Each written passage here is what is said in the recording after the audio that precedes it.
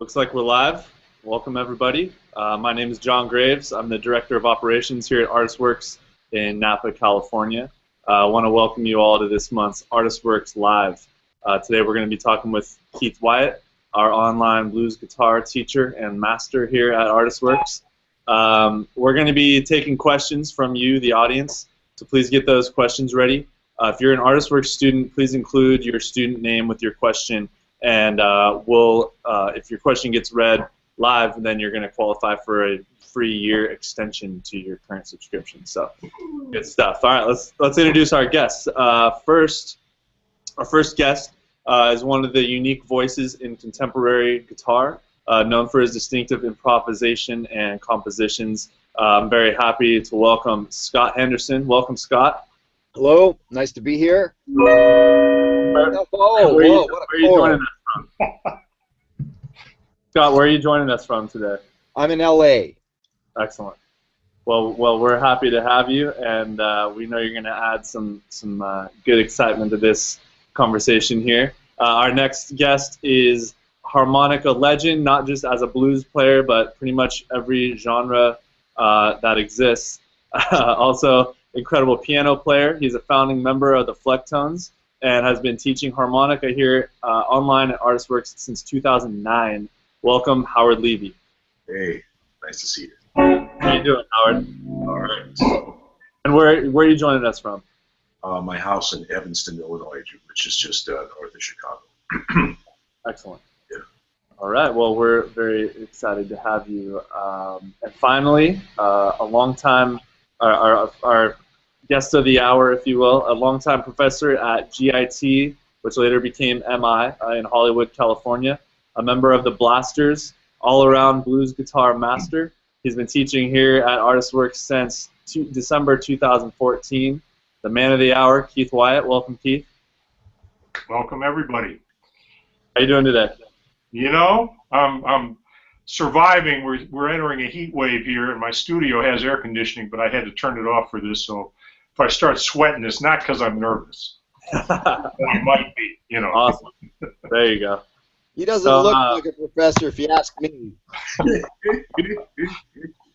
So we're also being joined by a couple of Keith's online students from ArtistWorks here, so let's quickly introduce them. They're going to be a part of the conversation as well.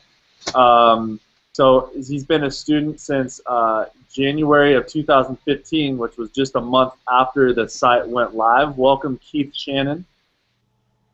Hello? How you doing today? Just fine, thank you. And where are you joining us from? Charlotte, North Carolina.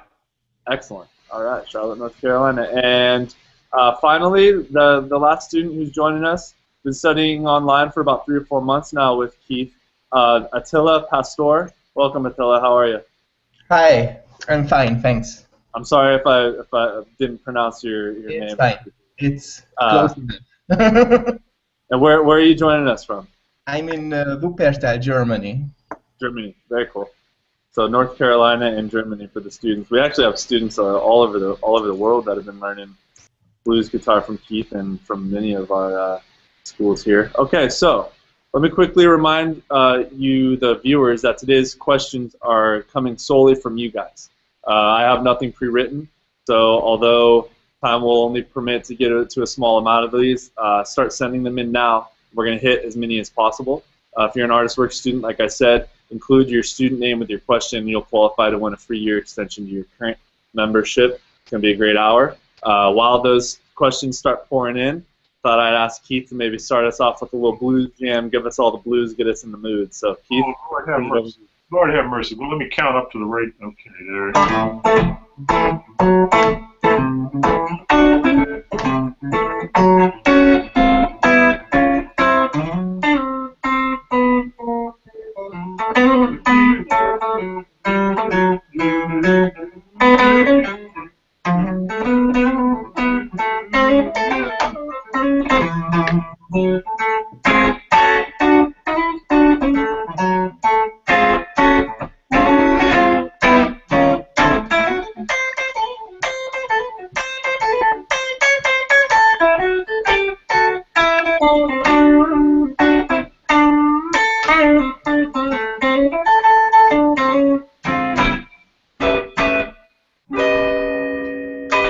That last chord's from Scott.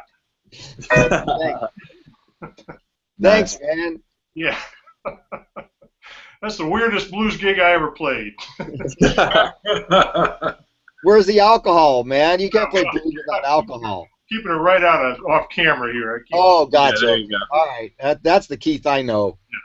Well, hey, Howard Levy, I know you have a keyboard in front of you and probably a whole case of harmonicas right next to you as well. And after that jam, you're probably itching to give us some blues as well. So.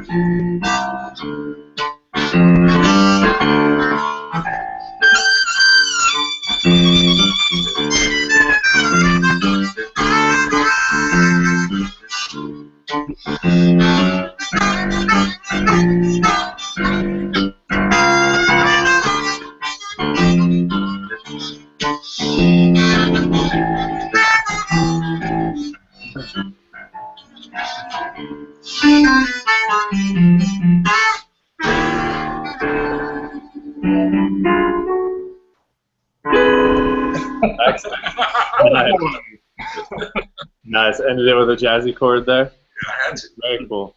It's the All house. right, well, let's start the conversation then. If you don't have the blues after those two little jams, then I don't think you're going to feel it. Fast, you mean, right.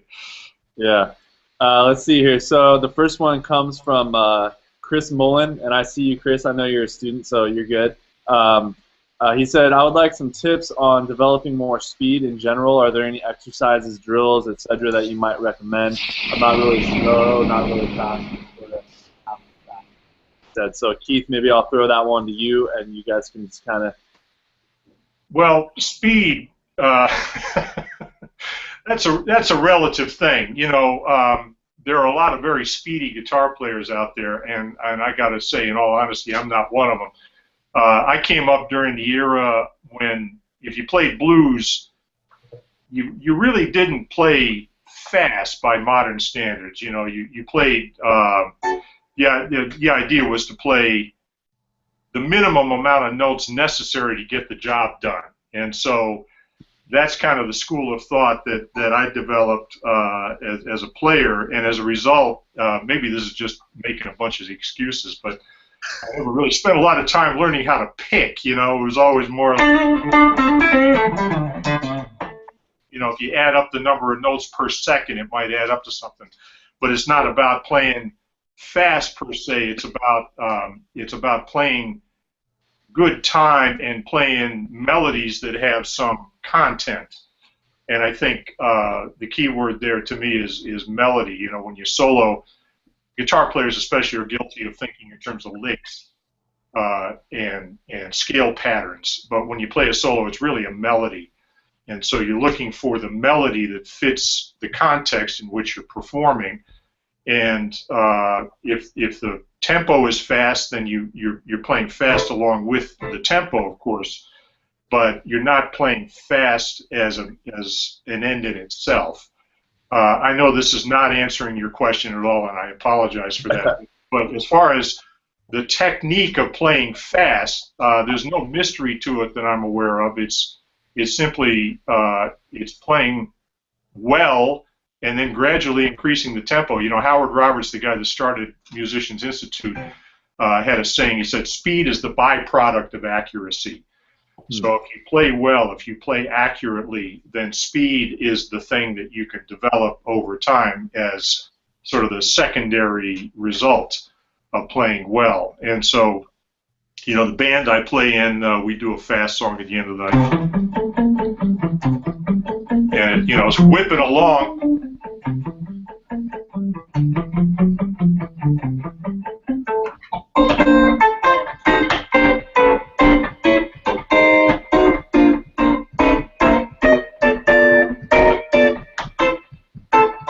Right? But I'm playing stuff that's more rhythmic rather than playing super fast scales over the top of that, right? So, Scott, why don't you answer this one? I'd give the same answer you did. I don't care the least bit about playing fast. I've never practiced speed in my whole life. Never cared about it. So it's just like he said, a byproduct of accuracy. The more accurate you get, the more you can kind of speed that up. If the tempo. No, I don't even play accurate. You made a career out of it, yeah. I made a whole career out of playing sloppy and not fast. Nice. Okay. Well, so Howard. Yeah, Howard. Why don't you? Well, I hate to be the guy to bust your bubble here, but no, the whole thing on the harmonica, it's really different. But it's kind of similar to guitar in a weird way, because this instrument is invisible, right? And so you put it in your mouth. This is a harmonica in C. You know, you put it in your mouth. I close my eyes. You notice, because I can't see anything I'm doing. And half the notes that you play are blowing, and half the notes you play are drawing. So to play a scale, like just C major, even on a C harp, it's blow, draw, blow, draw, blow, draw, draw, blow. And the similarity to guitar playing is like downstroke and upstroke. You know, it's like, but it's not linear in that way. I mean, you don't have a choice. You can only play a C by blowing. You can't, like, you know, pick your pick direction, you know. So what I realized is that to develop speed on the harmonica, so you don't sound like you're huffing and puffing, you want to sound smooth. And I tell people, the first thing I tell them on the harmonica is that the difference between the blow and the draw, you don't want to sound like you're going. You want to sound like a circle, kind of like a violinist bowing, or it's just the important thing to develop speed is to be able to play smoothly, to play slowly, smoothly.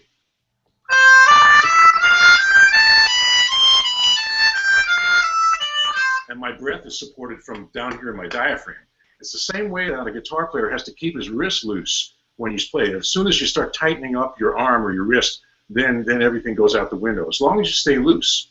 And then to develop real speed, the next step on the harmonica is to, if you practice scales, is to accent every few notes. This is the way drummers build up speed. So if you're going to play, if you just accent every 4 notes, you create 2 little arcs in the scale. So you're just sort of creating these things that are larger than, and you're not thinking about every note. Or if you just accent 1 note, and then the rest of them just fall like water, you know. And so that's the way to develop speed on the harmonica. Nice, very cool. I should actually add one thing that I forgot to say. Not that this really has anything to do with speed, but I just know that most guitar players who play with a distortion tone, they get a better tone, and they're able to play faster if they play legato. In other words, you don't pick every note. So my general rule is anytime I learn anything on the guitar, if I don't have to pick, I don't. So if I can do a pull-off or a hammer-on or any kind of thing like that as a replacement for picking, I always do it. And that way it sounds more horn-like, it sounds more musical, sounds way better with distortion, because picking and distortion don't often go well together. So even jazz musicians like Pat Metheny, these guys, they play very legato. They don't pick nearly as much as they use their left hand to create the sound. And that's one way that also can help develop speed, because if you don't have to pick, I can play some pretty fast stuff on the guitar, I guess, and people look at me and they go, well, they see that I'm hardly picking at all. I'm probably playing 5 notes for every note that I pick. And that's just a way that most guitar players who play with any kind of distortion or overdrive do it. And yeah, just throwing that in there. Cool.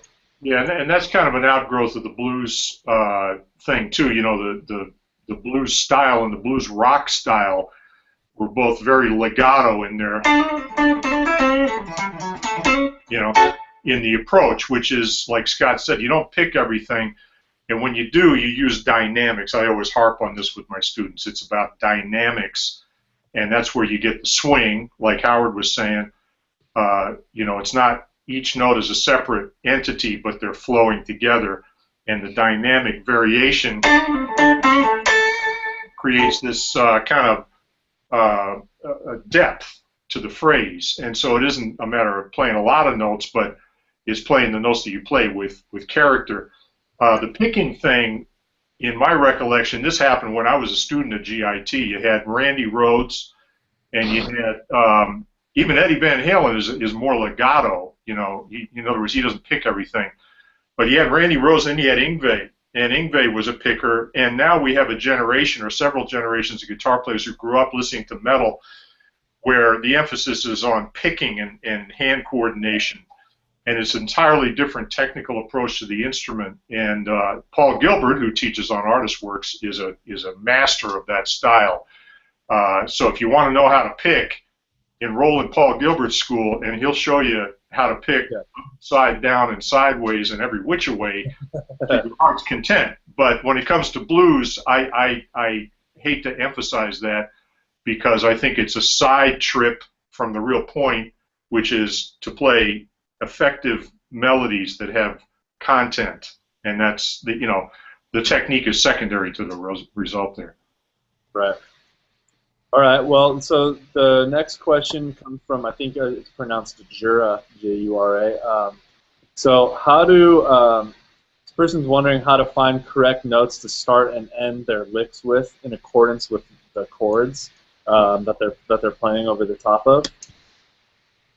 Well, the textbook approach is chord tones, of course. So if I'm playing in the key of A, then I look at my A chord and I say root, third, fifth, seventh, and then my D chord likewise, and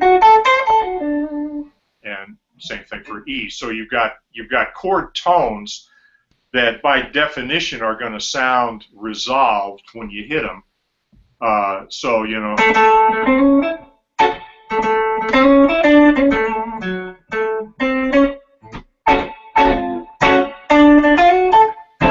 what I did there was I played an A arpeggio, but I played a blues style. In other words, I phrased the notes with blues inflection, so it doesn't sound like I'm playing a textbook thing, but I'm playing, it's got rhythm, it's got blues phrasing, it's got dynamics, and it swings.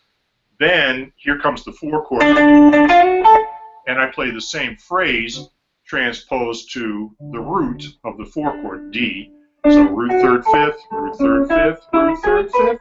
And so a good way to start playing changes is to play arpeggios in tempo. And I've got lessons in my program that talk about exactly that and give you some examples. That's you got T-Bone Shuffle, you've got Caldonia. These are blues classics that are based on chord tones. Not that the guys wrote them as exercises, but they wind up being that sort of sound.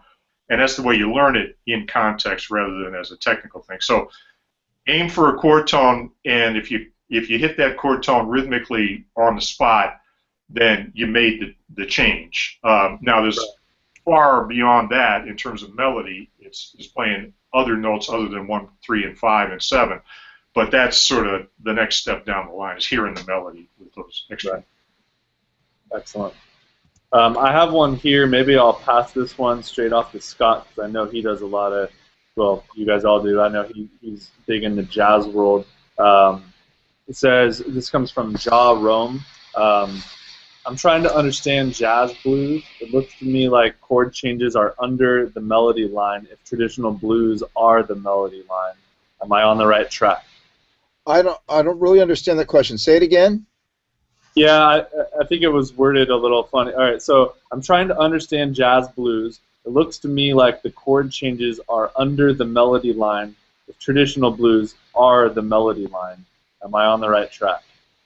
I'd have to honestly say that the question doesn't make a lot of sense. Sorry, but...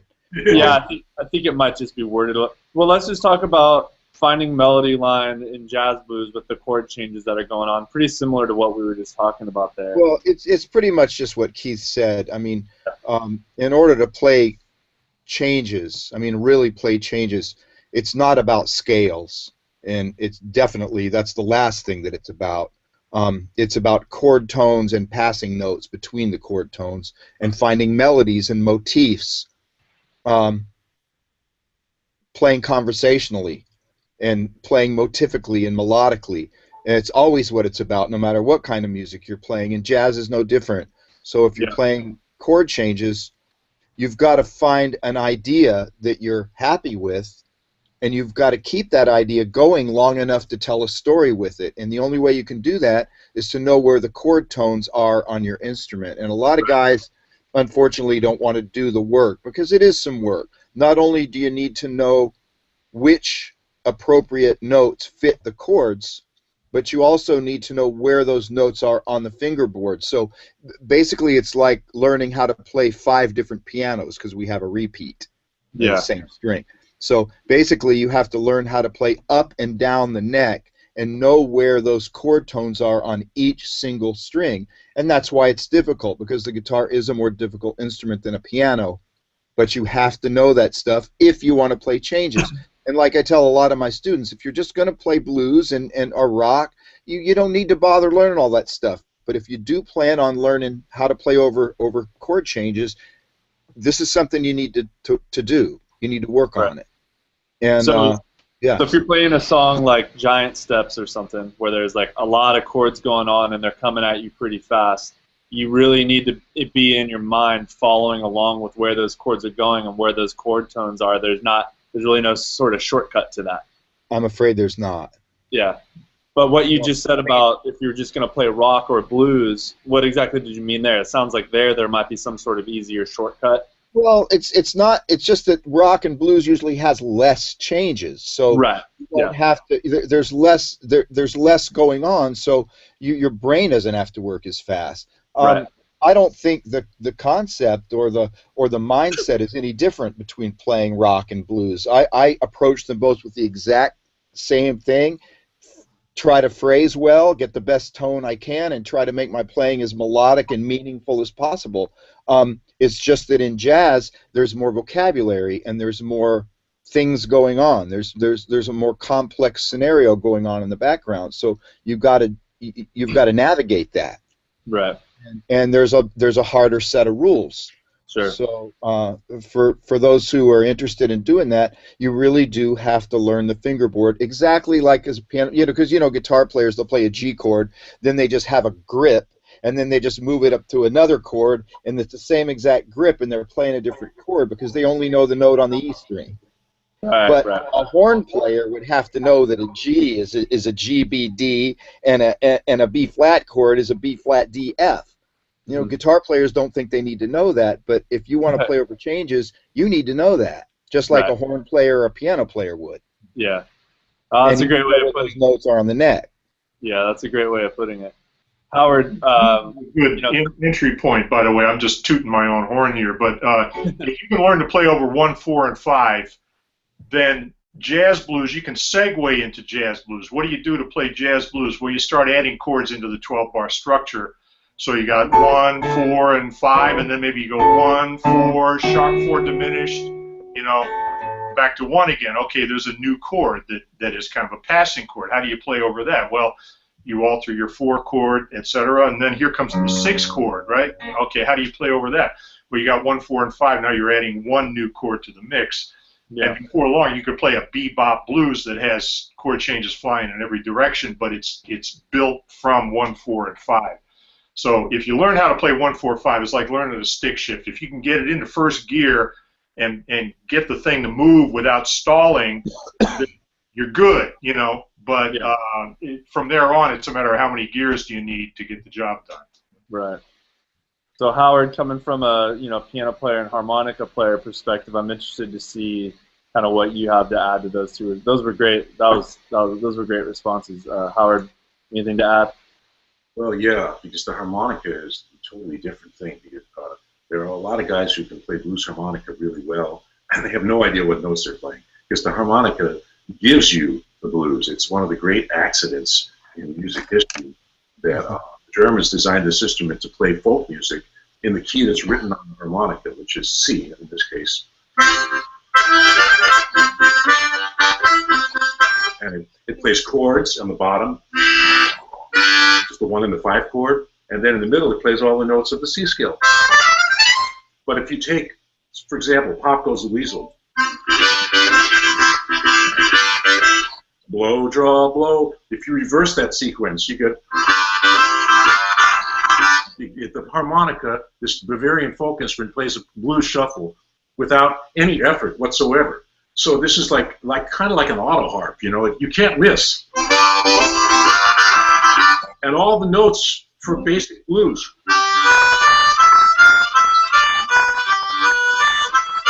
They just come right out of the instrument. You don't have to know anything until you get to the 4 chord, and all of a sudden, whoops, where's that flat 7th? It isn't there. So you have to go down to the bottom of the harmonica and bend these notes to get it. And bending notes on a harmonica is totally different from bending notes on a guitar. You have to create these notes by the resonance of the inside of your mouth. And it's more like learning how to ride a bicycle. It's nothing that you need to. It's just you need to have an ear. And so many harmonica players do this by feel.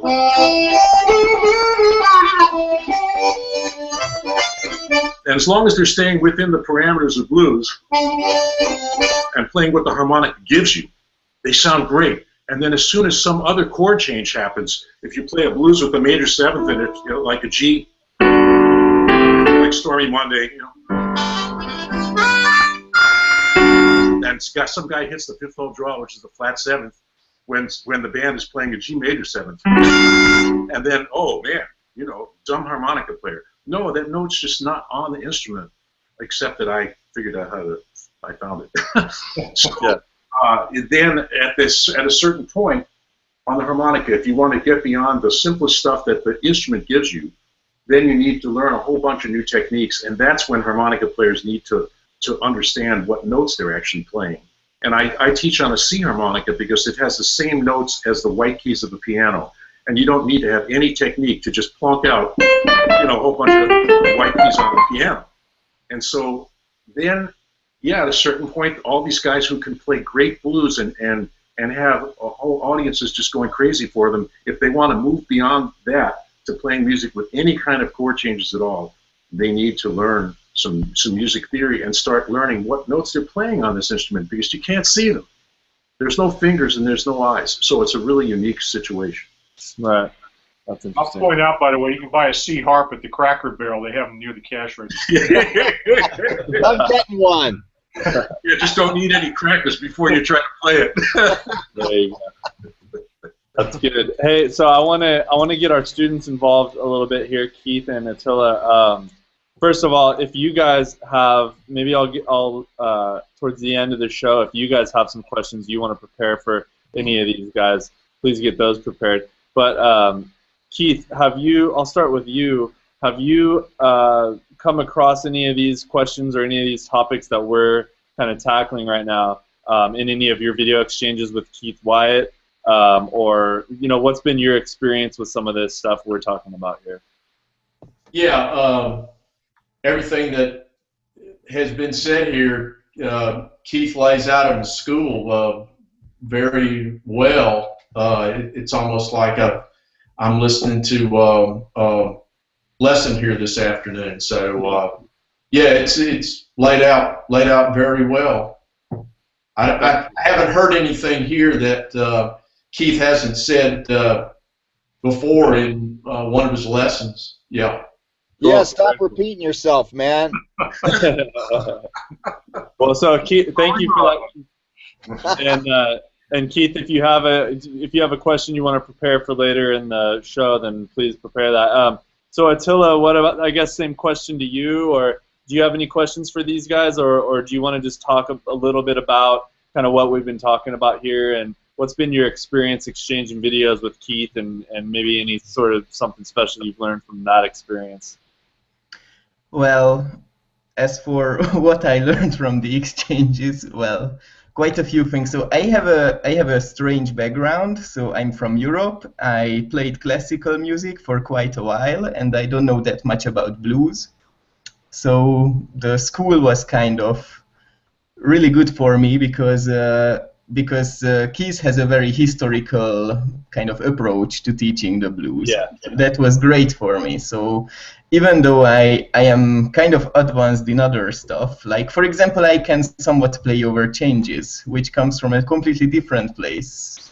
For me, I was briefly, for example, a member of a band that played some bossa nova tunes. And that's when I had to learn that. So I can hit chord tones, but even with all that, I still couldn't play in a way that sounds bluesy. Right. And you're getting that now. and I am learning that now.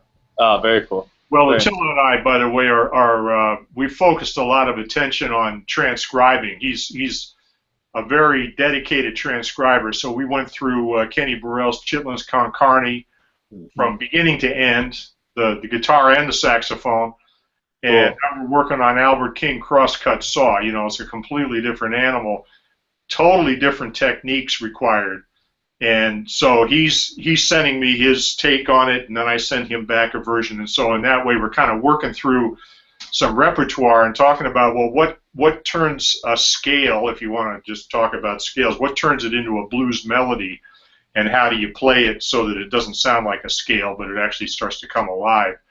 And so that's kind of the focus of our exchanges lately. Oh, that's very cool. Very nice. And I can say I've been watching that, Keith. I've been watching the back and forth that y'all have been having, and it's been interesting. Mm-hmm. Yeah. Well, hey, I mean, not to break into commercial here or anything, but for anybody who isn't a member and maybe watching right now, that's a great example what you just heard there of kind of one of the many benefits of an ArtistWorks school is not only is there a big curriculum with hundreds of lessons for you to dive in and study from, but at any point you can send a video to your teacher, get personalized feedback back from them, learn from that, and you're also able to access other people's video exchanges as well. So as Keith just said, he's been watching and learning from Attila, interacting with Keith Wyatt and kind of that conversation. So there's a lot going on there. It's pretty cool stuff. We actually had, we're talking a lot of jazz right now. We actually had somebody online who's clearly probably not a student, I would assume. They're asking if you teach jazz blues at your AW course, Keith, and you definitely get into that. You get into all sorts of branches of the blues family, right?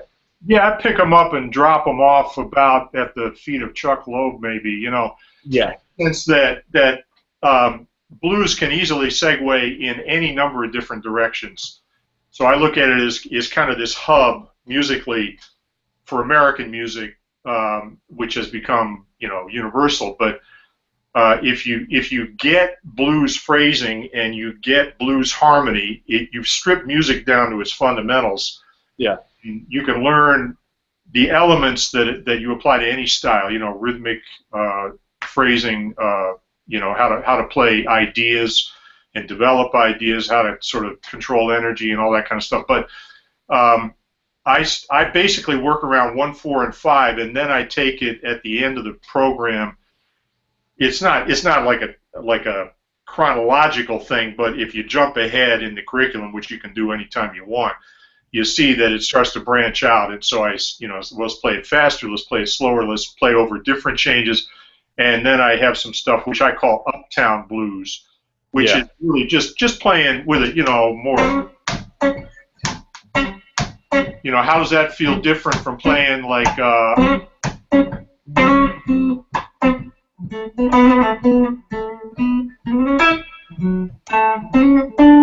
Right now, it's the same melody I'm playing there that I would play over,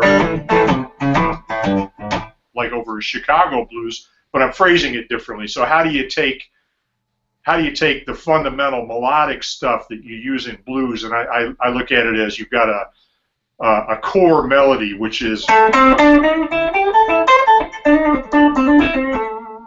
which you can play over any set of changes. It's like the home base for melody, and then players add to that. They add color, they add the ninth, they add the sixth, sure.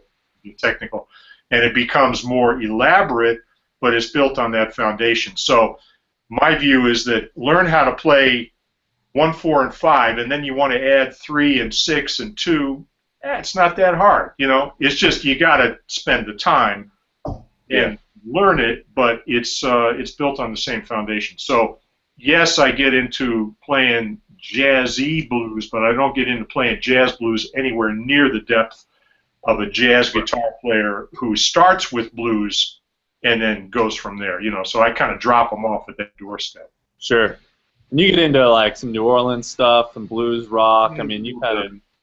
And that's all just different inflections. You know, I say this all the time too. I'm sure Keith and Attila are sick of hearing it, but blues is like a language, and blues has a lot of different accents. So you learn the language, but then, you know, somebody in New York and somebody in Alabama, they talk the same language, but they sound totally different, and that's what, you know, New Orleans blues is just a different blues accent. Yeah. Chicago blues is a blues accent. It has its own traditions. You want to play Chicago blues, you got to listen to those guys and learn their accent and figure out how you apply the same raw materials in a different way. Very cool. Cool. So just to get away from the technical stuff for a second, we got one from I think it's Alex Reverberry, who said he was a student of at ArtistWorks, and he's also a former Keith student from Musicians Institute, class of 1994. So that's going back a little ways. So, but he's asking, and this is for all three of you guys, and the students, Keith and Attila, feel free to jump in on this one also if you have an answer. He says, what current blues players are groundbreaking and worth giving a listen? Your audio's dropping out there, John. Sorry. So the question is, what current blues players are groundbreaking and worth giving a listen to? Anybody current come to mind? Wow, there's a lot of fantastic blues players around. Groundbreaking, you know, that's a tough one, because blues is a language, it is a tradition. If you play blues, you're part of a long tradition. Right. And, it's more the fusions that wind up being groundbreaking, in my opinion. You know, it's like what Scott does. Scott plays blues, but he plays it with a different attitude than anybody else on the planet.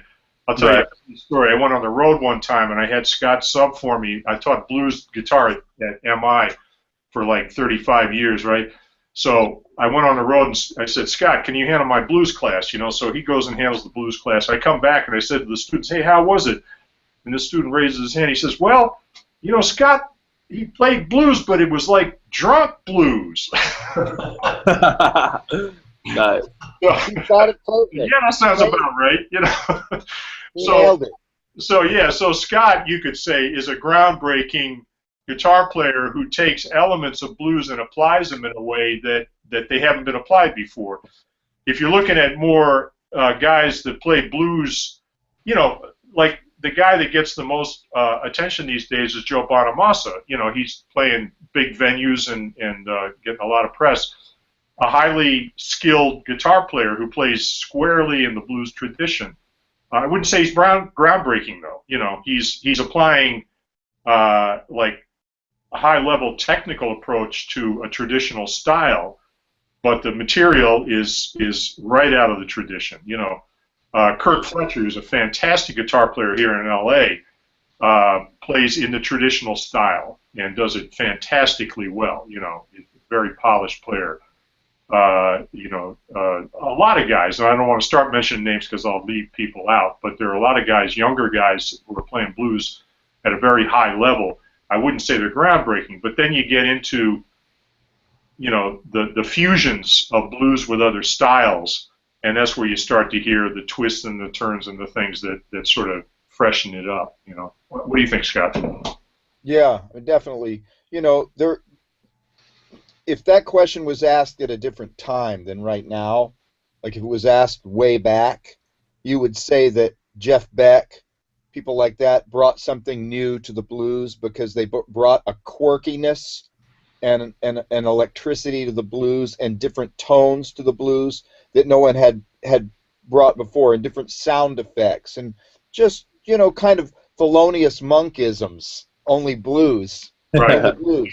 So you know, Jeff Beck is one of those guys, kind of an innovator in the blues, and you know, not to blow my own horn, but yeah, when I play blues, I tend to draw elements from jazz, which makes it a different type of blues. You know, not everybody likes it, because for some people it's a little bit, for the blues purists, it's a little too harmonically rich for them, and some go, "What the hell is that?" and they don't maybe like it. Yeah. And but some people do. So my take on the blues is not traditional, but like Keith mentioned, there's great players like, you know, Kirk Fletcher and Josh Smith, good blues player in L.A. Keith Wyatt. there's a lot of good players, you know, very good musicians. But like I say, they are keeping the tradition of the blues alive and not taking it out like I do. Yeah. So they're keeping it very traditional. I don't think there's anything wrong with that, because we need people to keep the blues alive, the traditional blues as it was meant to be played. I think it's great. So Howard, is there any blues musicians in particular right now that are kind of contemporary, that are kind of rocking your world? Or, you know, I'd rather just answer that with just a basic observation that the blues is a song form, and a lot of people who try to learn blues, if they're not from America and it hasn't sort of seeped into their souls, they don't understand that it's not just notes, that they have to get the feeling. And I think the best way to get the feeling is by singing blues. And also, if you're going to be a harmonica player, you have to have an ear, because I don't like writing down things for people. I say, okay, here's this blues lick. I mean, you can't miss on the harmonica. It's not like you can play every note. So it's the fourth hole draw, bend, to the fifth hole draw, and that's that sliding legato thing. It's just similar to like a hammer-on the guitar. It's all on the inhale. And so I say, okay, and they say, can you write out what holes and what numbers these are for me? I say, no. Can you sing this to me? I can't sing that high, but you know. Some guys, you discover they don't have an ear. And if you can't sing it, you can't play it. So I accentuate in teaching singing. Here's a lick. If you want to imitate it, it's like learning a language. You know, a little kid doesn't learn language by looking at a grammar book. A little kid learns language by imitating his parents and his older siblings. You know? Yeah, there you go. That's the way the blues is passed on. It used to be passed on. It was in the air in these places in the South, and then it came north, and then it was in the air in these places in the North. I grew up in New York. There was like a tiny little blues scene there. I never heard blues until a friend of mine played a bunch of Chicago blues albums for me, and I went crazy. I said, what is this stuff? Harmonica? Are you kidding? And so I went to hear some blues. I heard Paul Butterfield and James Cotton, a double bill in 1967 or 68, I can't remember what year. And they were both at their peak. They had great bands. And that's what inspired me. And when I teach people the blues, I say, sing, imitate the licks, but also sing a blues. Make up a blues about something. The basic 12-bar blues is just you sing one line, you make up something. Like, say, I woke up this morning, I was feeling kind of bad, you know, and then you sing it again, except that it's over the 4 chord. And so even though it's the same thing, it feels a little different. It's like looking at two sides of the same statement. And then over the last 4 bars, you got to resolve that statement. You got to keep the song moving forward. And like, you know, so the turnaround, you might say, my good woman left me and I'm feeling really bad, or something, or I'm feeling really sad. You got to rhyme. You got to think of things that rhyme. You got to think of an answer to the question. And once people start singing, making up a simple blues and start singing it, then all the musical ideas will flow better out of their instrument. Excellent. That's very cool. I'd like to add one thing, just while we're on that subject. Transcription, that's the key to everything. I mean, and I'm not talking about writing stuff down on paper, because that's, a lot of people mistake that word for, yeah, I'm gonna learn something, or I'm gonna learn it out of a book. I'm gonna write these notes down on paper, and that's gonna do something for me. It's not. Your ear is gonna teach you. And I always tell my students at school, you're not gonna learn how to play at a school. You're just not. You're gonna learn how to play from listening to your CDs.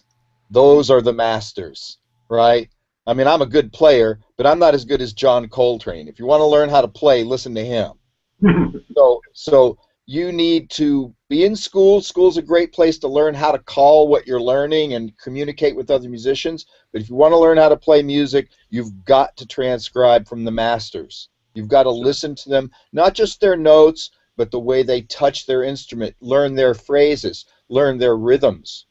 It's important to have a great rhythmic vocabulary, and the rhythmic vocabulary of blues is even more heavy than the rhythmic vocabulary in jazz, because a lot of the rhythmic vocabulary in blues is played rubato.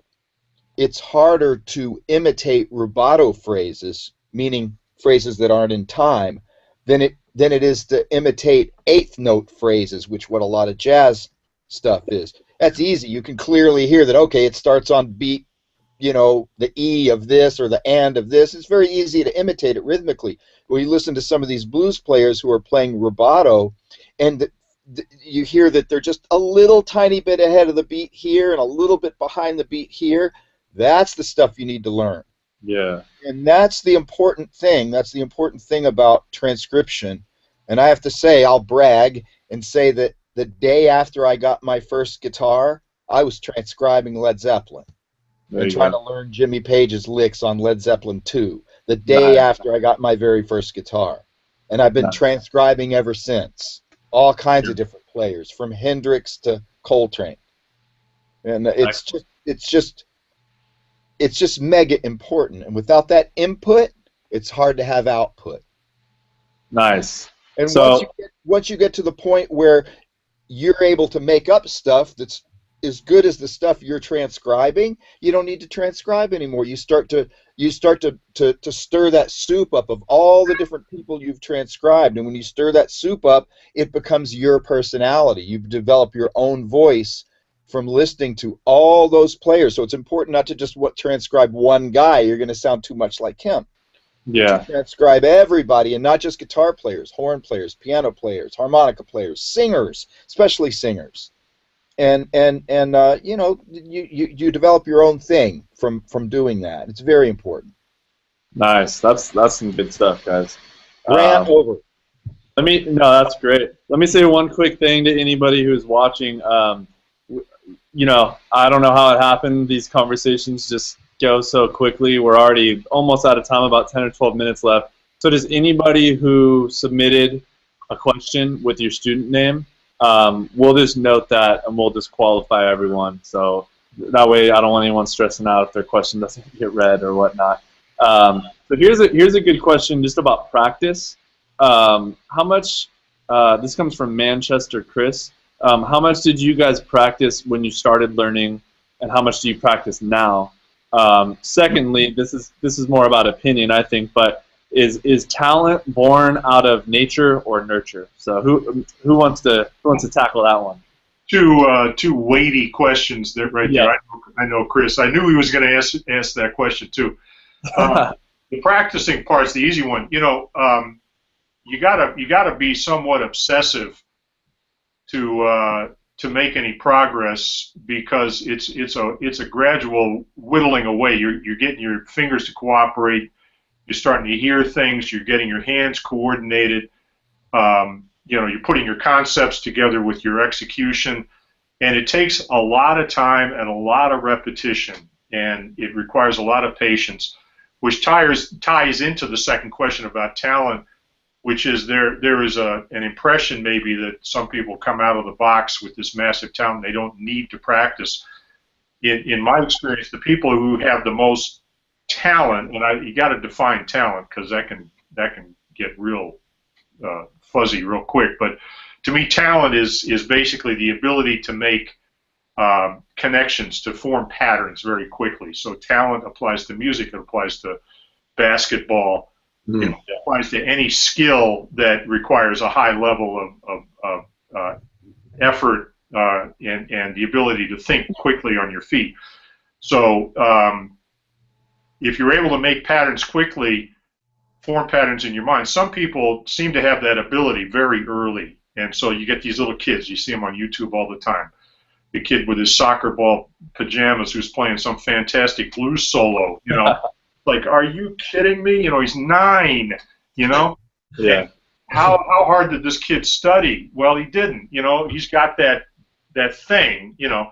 Now, is that kid going to be anybody by the time he's 13? You know, or 15 or 22? Well, that's where the practice kicks in. You know, because you get over that, the talent gets you over that first hump, maybe, and gives you the encouragement and the feedback and the inspiration to keep going. But you gotta keep doing it. And you know, I've been doing it for a long time, as have Howard and Scott. And one of the big challenges is you just got to keep doing it. You know, and it's very tempting sometimes to just say, "Oh, fuck it," you know. I mean, you know. We'll bleep that out. Oh man, this is such a pain in the neck, you know. But then you know, you find yourself picking up the guitar again or the instrument, and you're back at it, you know. So talent is a indefinable quality that can give you a spark and an advantage. But you can, if it's pattern making, you can make patterns by repetition. You burn those patterns into your mind, or however it works, you know. Neurologically through repetition. Some people seem to do that quicker than others, but a lot of the players that I know are very good are just players who have worked at it really hard, you know, for a long time. So you got to practice, and it's part of the game. It's just part of the deal. And you don't earn your money for getting on stage. You earn your money for all the years of preparation prior to. So, there you go. That's great. We're getting close to the end. I have one more I want to squeeze in just because I think this is a really fun. I kind of like to nerd out. I like getting into the technical stuff. I like diving in. But I also like pulling away now and then and just getting into some fun stuff. So the question before this last one, we were talking about listening to the masters. I like the way how Howard put it. You don't learn how to talk from a grammar book. You learn how to talk from your parents. It's something that's passed down. Scott, in his own way, really echoed that as well. Transcribing, listening to this. This question is what have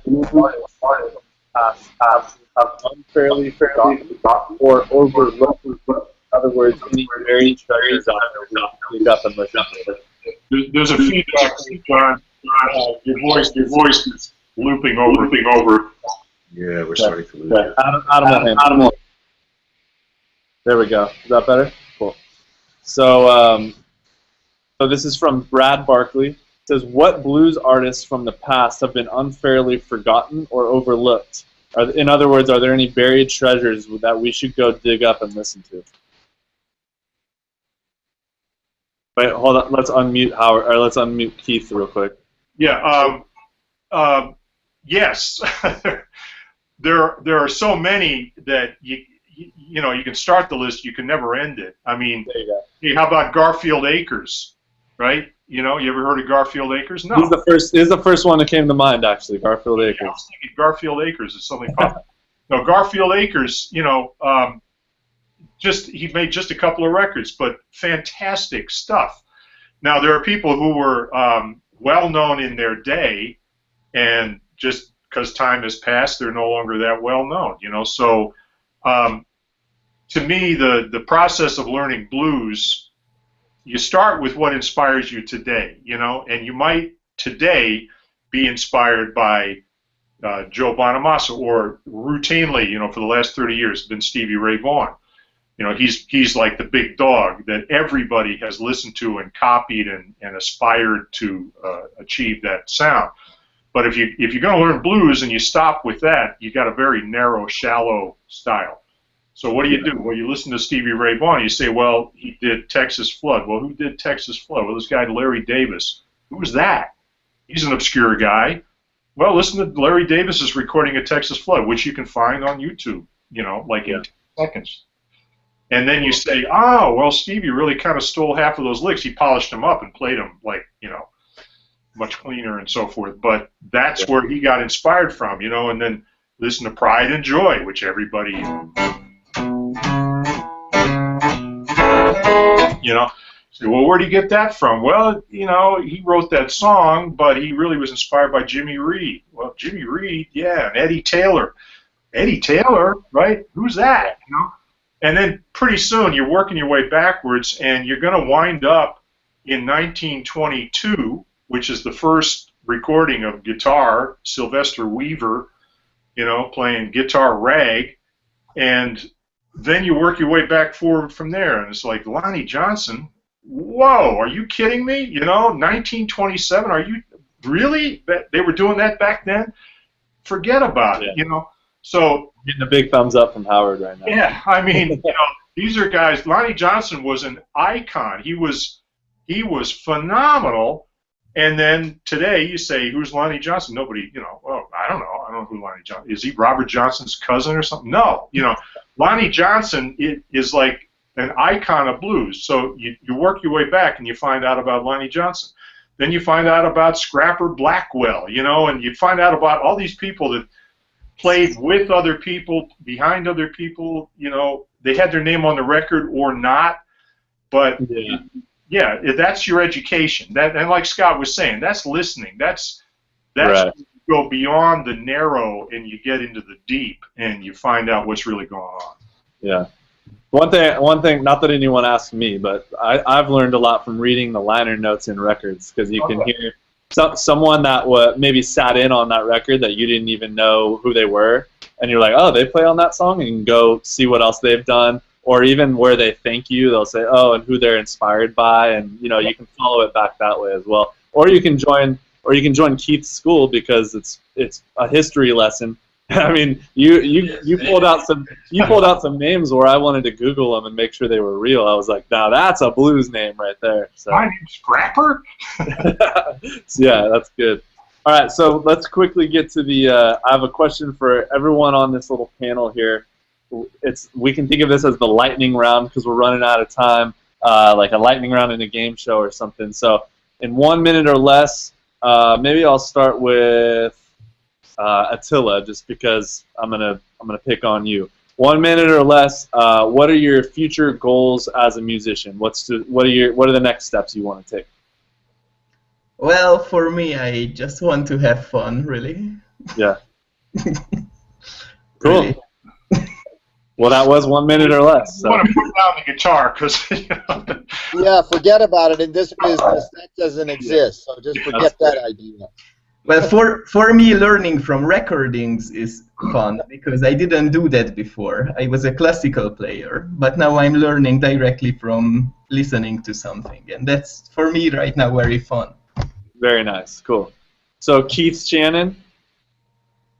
I like to just, I was looking for a foundation. I kind of call it my Alzheimer's prevention program, just to get an idea to be able to play at open mic nights with some friends and things, and it was a whole concept that I really didn't know anything about going into it. I had fiddled around with this since high school, but it's just an incredible foundation that I want to keep on with, and I've had a lot of Keith's material going back probably 20 years or so when. He was doing all the Hal Leonard stuff, and I've really enjoyed it. I'd like to ask Keith, if I screw a clip up, can I just chalk it up to drunk blues? There you go. There you go. Nice. Very cool. Well, all right, so now I'm going to pass it off to Scott Henderson. Scott, 30 seconds or less. What are you? I know you're a master, but we always have room to grow and take more steps. What are your goals for the next 6 months? What do you hope to accomplish? Well, I mean, I'm always improving. I mean, I'm one of those guys. I practice all the time. I always have. So I'm a practicer. I'll practice 8 hours a day if I can.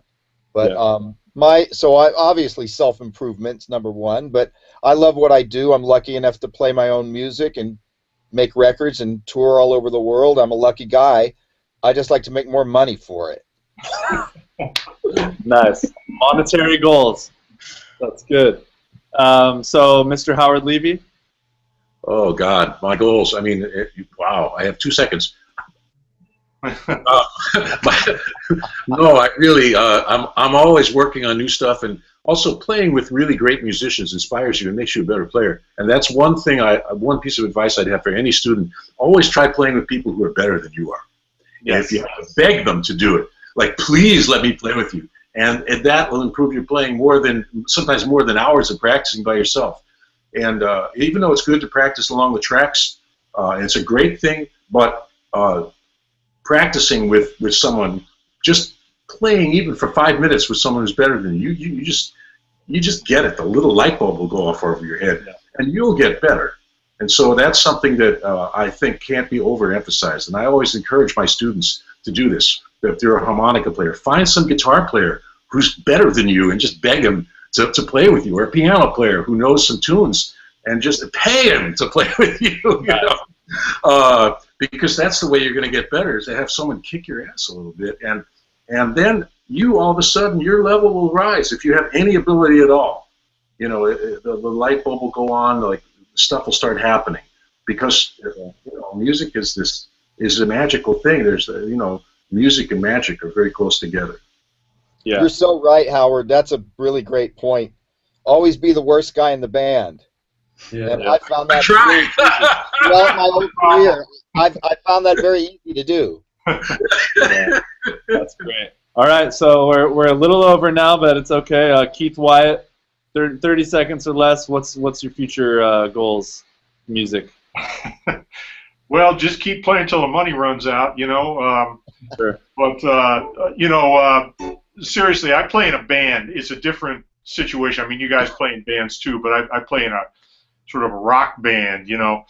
And so your future is sort of tied together with other guys, and it can be really frustrating, but at the same time, it's a special kind of a experience. And so, you know, I just feel like at our age, if we can keep touring until somebody gets deathly ill, you know, or needs a hip replacement, which is not far off, you know, then count that as victory. But at the same time, like, you know, and next weekend I'm backing up a singer from New York, Robert Gordon. He's kind of a rockabilly icon. And so I got to learn all his songs, you know. So for me, I'm doing the same thing that my students are doing, which is you got to learn 12, 15 new songs. You got a week to do it. All right, better get busy, you know. And so you're looking for the patterns and the connections, and how can you sort of jog your memory and learn that new lick and that new style and all that kind of stuff. And so it's the challenge of learning new stuff and feeling like you're being forced into new territory. That's what keeps it fresh. Excellent. All right, well, thank you guys so much for joining us. I know we're a couple minutes over, but this one last question, I just feel like we've got a brother in blues here that needs our help, needs your guys' help. So let's just get to this one last one, and we got to be quick. But Michael Green says, help me out here. 63 years old. I picked up the guitar again after 45 years. Will I ever get good? Well, you keep getting better, you know? There you go. Yeah. Like I said, it's persistence. You keep playing, but you got to know what you're doing, because you can easily go in circles and frustrate the heck out of yourself. And you know, did you play for 45 years, or have you played for 6 months spread out over 45 years? You know, there's a difference. So it's how much focus you have and how much direction you have, and that's what programs are good for, is that they give you a ladder that you can climb, and you know you're going to make progress if you stay on that. Absolutely, yeah. All right, well, I will say to Michael Green, come to ArtistWorks and start studying with Keith Wyatt, and he'll monitor your playing, and he'll get you ripping. All right, so thank you so much to Attila and Keith, the students, for joining us today. You guys had some great input, and it wouldn't have been the same without you. I know it's probably late at night for you, Attila, over in Germany, but Howard Levy, you're the man. Thank you so much for bringing somewhat of a different perspective. I know you're not a guitar player. Scott Henderson, awesome. You know, when we're talking about who are the contemporary guitar players that are being slept on right now, or pushing the boundaries that we should know about, you came to mind, but you were already here, so it wasn't fair to answer. But thank you so much for the knowledge you contributed. And Keith Wyatt, obviously, you're the man. Thanks everyone so much. Thanks all the viewers for your questions. And ArtistWorks.com if you want to learn from any of these masters or be able to, exchange videos and be a part of an online community. Come join us. Until next month. Thanks, guys. Thank you. Sayonara. Thank you. Bye.